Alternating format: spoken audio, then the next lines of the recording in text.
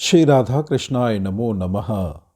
सर्वप्रथम मैं भगवान श्री राधा कृष्ण के श्री चरण कमलों की वंदना करता हूँ। आप सभी भक्त श्रोताजनों को भी सादर नमस्कार करता हूँ। ग्रंथ श्री श्री राधा रस सुधा निधि से आज हम उस अध्याय का श्रवण करेंगे जहाँ राधा रानी को भगवान श्री कृष्ण के सर्वस्व संपुट होने की संज्ञा दी गई है, जो इस ग्रंथ में इस प्रकार से वर्णित है। हे मन, श्री वृंदावन में कोटि मनमत मोहन रूप में प्रकाशमान अनिर्वचनीय गोकुल किशोर चंद्र के सर्वस्व संपुट तुल्य श्री विश्वानु नंदनी के स्तन कनक कल सद्य का स्मरण कर। श्रीपाद नित्य सिद्ध परिकर है, फिर भी अजात रति साधक की तरह उन्होंने पिछले श्लोक में सभी कुछ त्याग कर श्री राधा रानी के पद रेणु का स्मरण करने का संकल्प लिया है। साधक का अभिमान के भीतर भी राधा दास्य की मधुर झंकार विद्यमान है। राधा दास्य का यही स्वभाव है। ऐसी मधुर उपासना, ऐसा मधुर भाव विश्व में और कहीं नहीं। श्रीपाद महाप्रभु के एकांत कृपा पात्र है, इसलिए वे श्री राधा की पदरज के महिमा रस में डूबे हैं। अति निविड़ है स्वरूपावेश। स्वामिनी निचि के चरणों को छोड़कर और कहीं मन नहीं। मन मधुकर इस चरण मकरंद रस का आस्वादन पाकर सदा सदा के लिए उसमें मग्न हो जाता है। श्रीपाद रघुनाथ दास गोस्वामी चरण ने कहा है, यन माधुरी दिव्य सुधार साभदे स्मृते कर्णे लाप्यते लोलितात्मा।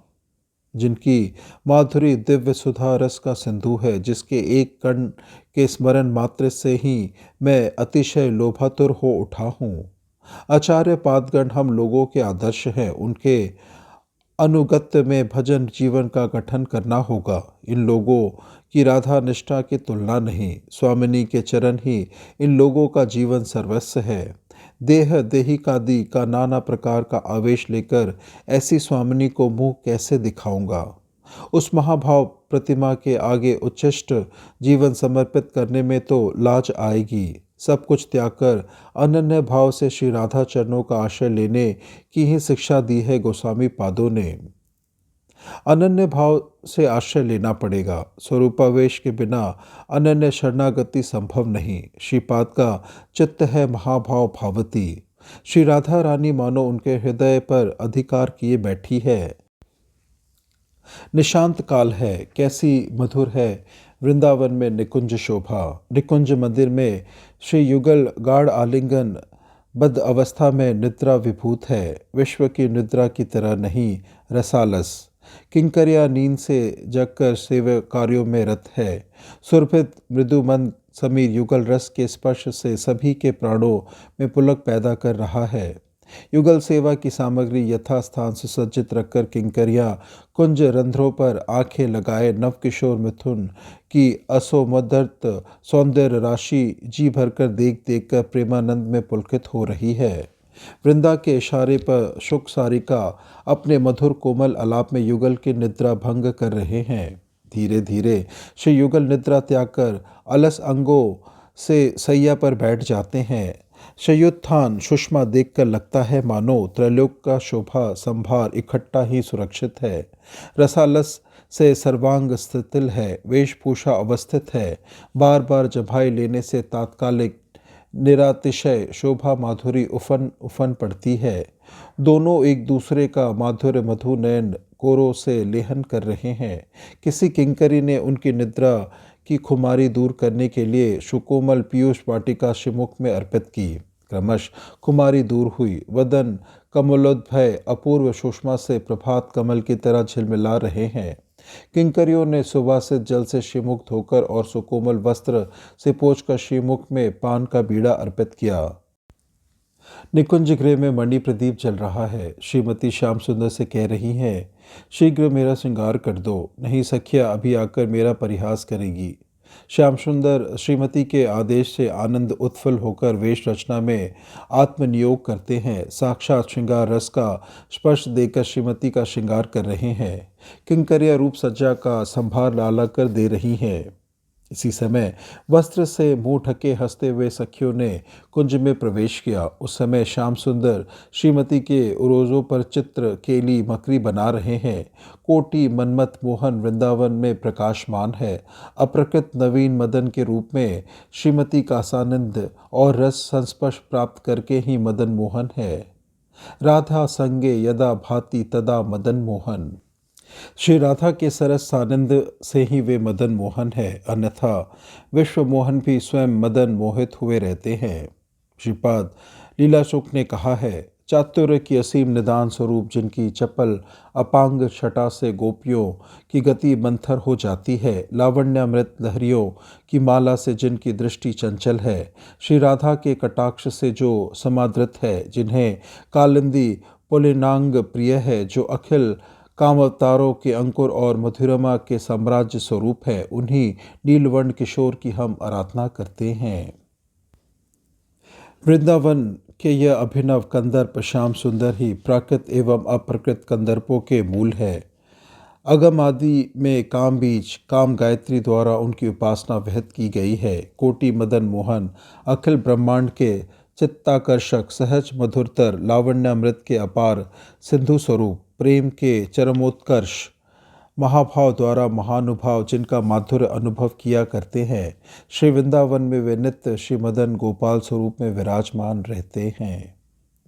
वही अप्रकृत नवीन मदन प्रगाढ़ अनुराग से भरकर श्री राधा के स्वर्ण कुंभ जैसे उरोजों पर चित्रकेली मकरी अंकित कर रहे हैं। स्वर्ण कुंभोदय मानो उनका सर्वस्व संपुट है, मानो वही उनके प्राणों की समस्त संपदा सुरक्षित है। लीला में उत्कंठा देखकर सखी मंजरियों की यह अनुभूति चित्त में सुस्पष्ट रूप से जागृत हुई है। साधक को भी इस माधुर्य की भावना में डूबना होगा।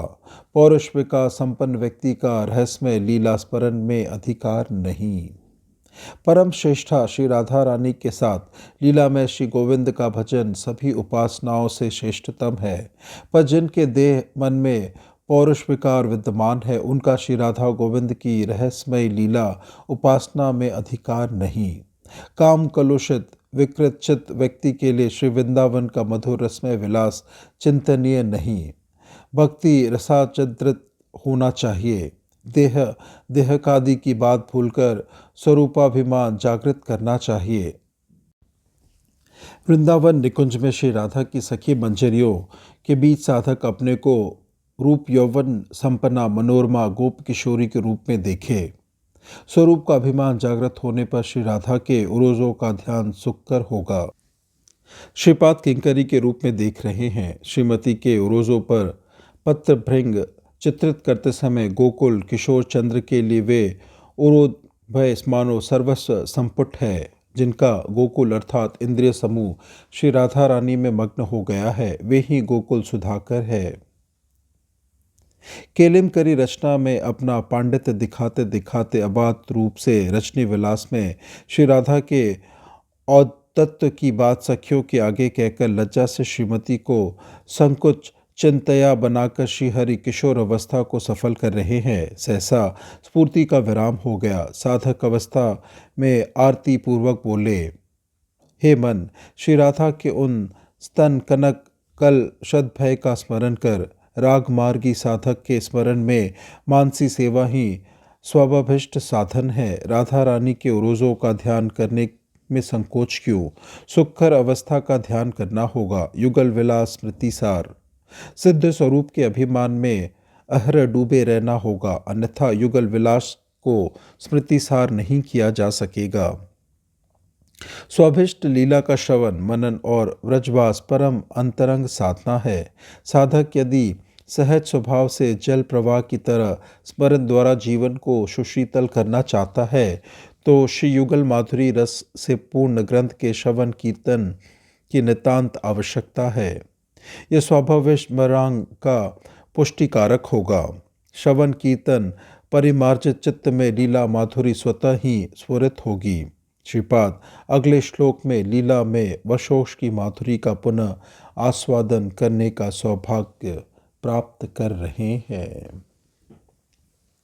इस प्रकार से ग्रंथ श्री राधा रस सुधा निधि से आज के अध्याय की संपन्नता होती है। श्रवण करने के लिए और अपना बहुमूल्य समय देने के लिए आपको धन्यवाद। त्रुटियों के लिए क्षमा प्रार्थी हूँ। श्री राधा कृष्णाय नमो नमः।